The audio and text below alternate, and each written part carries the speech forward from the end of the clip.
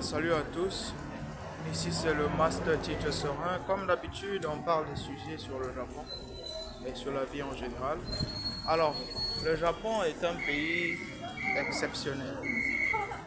La dernière fois, j'ai fait une vidéo sur le fait que les Japonais n'étaient pas des gens qui sont gentils, n'étaient pas des gens qui sont forcément aimables, mais ce sont des gens qui sont polis. Et c'est peut-être ce qui les rend aimables, si vous les aimez. Alors, on va parler de ce qui rend le Japon un pays exceptionnel. À mon avis, le Japon est une formation spirituelle qui te rend confident, qui te rend humble et qui te rend moins plaintif. On va essayer de concorder un peu ce que je viens de dire. Commencer un peu par comment est-ce que le Japon nous rend confidents. Vous savez, l'être humain a tendance à esquiver, à s'échapper de sa réalité. Voilà, vous allez remarquer que la plupart des soulards, ils boivent pour essayer de ne plus réfléchir ou essayer de, de trouver un calme temporaire. Les fumeurs, ils savent que sur le papier, c'est écrit que quand tu fumes, tu gaspilles tes poumons, tu vas mourir, mais ils vont fumer encore plus. Les bourreaux, ils savent que c'est mauvais, mais la prochaine fois qu'ils vont trouver quelqu'un qui est moins fort qu'eux, ils vont être leur bourreau. Pourtant, ils savent que c'est mauvais. Ceux qui ont été abusés dans la vie, en général, dès qu'ils trouvent quelqu'un qui est moins fort qu'eux, ils vont abuser de cette personne-là. L'être humain est comme ça.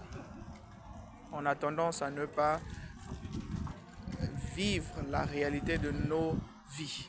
On a tendance à s'échapper de cette réalité-là parce que ça nous rend moins responsables.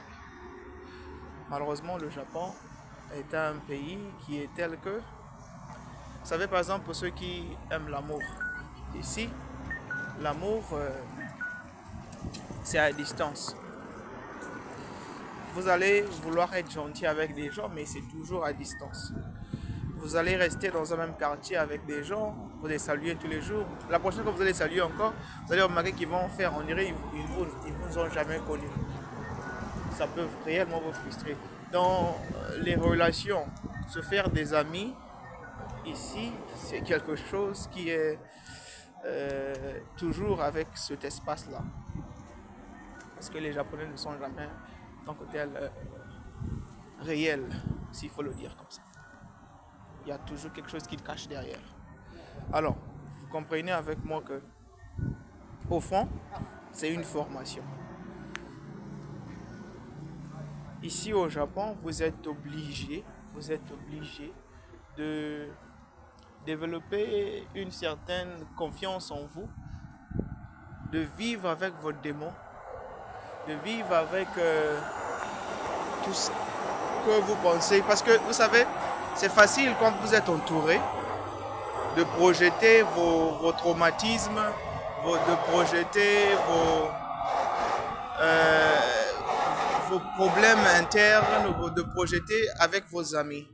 Si vous allez remarquer que si vous êtes un alcoolique, vous allez vous associer avec des autres alcooliques et ça va vous permettre de se sentir heureux. Si vous êtes religieux, vous allez trouver d'autres qui vont prier avec vous, vous allez vous sentir heureux. Mais ici au Japon, c'est difficile de réellement de trouver les gens autour. Et donc vous êtes abandonné à vous-même. Vous êtes obligé de vivre votre réalité. Ça, c'est quelque chose qui vous permet de développer une certaine confiance en soi. Parce que vous n'avez pas d'aide. Si aujourd'hui ça ne marchait pas au Japon, soit vous allez devenir fou, soit vous allez rentrer chez vous.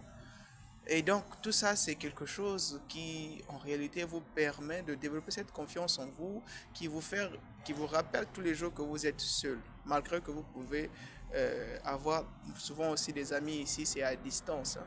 Il n'y a pas le temps de se rencontrer, tout ça. Si vous avez des problèmes de cœur, vous avez des problèmes d'amour, vous avez des problèmes de ceci, vous n'allez pas résoudre ça ici aux gens, parce que ici c'est chacun pour soi, Dieu pour tous. Il y a la solitude. Avec le temps, vous allez apprendre à comprendre que s'isoler, parfois, c'est aussi la paix.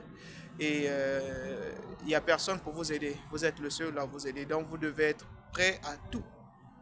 Et vous devez comprendre que personne n'est là pour vous. Ce ne sont pas votre famille ou quoi que ce soit. Bien. Le deuxième point, c'est que le Japon nous rend humbles. Voyez-vous, moi, je suis quelqu'un qui est très impatient. Je suis quelqu'un qui ne tolère pas trop beaucoup de choses. Mais ici au Japon, même seulement avec le visa, on vous donne un visa d'une année chaque toutefois. Si vous avez une famille ici, vous allez vous rendre compte que votre vie se joue à une loterie. Parce que vous pouvez aller et on vous rejette le visa. Vous pouvez aller aujourd'hui et tout ne se passe pas comme vous avez prévu. La bureaucratie ici au Japon est tellement ça étouffe à un certain niveau parce qu'il y a trop de logique, même la façon de vivre aussi. Il y a trop de règles, des interdits et autres. À un certain niveau, soit vous allez vous humilier et venir à accepter leur façon de vivre, ou bien vous allez souffrir encore plus. Et donc, à un certain niveau, le système de visa ici m'a tellement rendu humble que on se rend compte qu'on n'est rien. On ne sert absolument à rien dans ce pays. On ne vaut rien. Si vous êtes dans un boulot, si vous pensez que vous êtes important, essayez de demander qu'on vous augmente le salaire. Vous allez voir comment est-ce qu'on va vous remplacer. Vous êtes un nombre, vous n'êtes rien du tout. Alors, le Japon vous enseigne à travailler pour le pays, travailler sans rien gagner, ne jamais travailler pour votre compte, travailler pour la communauté. Vous pouvez vivre comme ça toute votre vie et c'est comme ça. C'est l'humilité pour moi parce que j'ai toujours voulu être quelqu'un. Mais ici, on t'apprend que tu n'es rien, tu ne sers à rien. Ton rôle, c'est dans la communauté. Pourvu que tu contribues, tu dois suivre les règles, tu dois faire tout ce qu'il te faut. Dès que tu fais quelque chose qui ne marche pas, on te chasse comme si tu n'avais jamais existé. Voilà. Ils ont vraiment ce système où ils détachent les émotions avec la logique, avec la réalité. Ils s'en foutent de vos émotions. Ils ne sont pas ici pour vous plaire ou pour vous aider à améliorer votre vie. Ils peuvent vous le faire savoir avec des mots, mais avec la pratique, vous allez comprendre que vous ne servez absolument à rien. Alors, le dernier point, c'est le côté moins plaintif du Japon. Comprenez avec moi que le Japon est réellement exceptionnel. Vous savez, ici, c'est vraiment l'énigme. Hein. C'est l'ermite palette.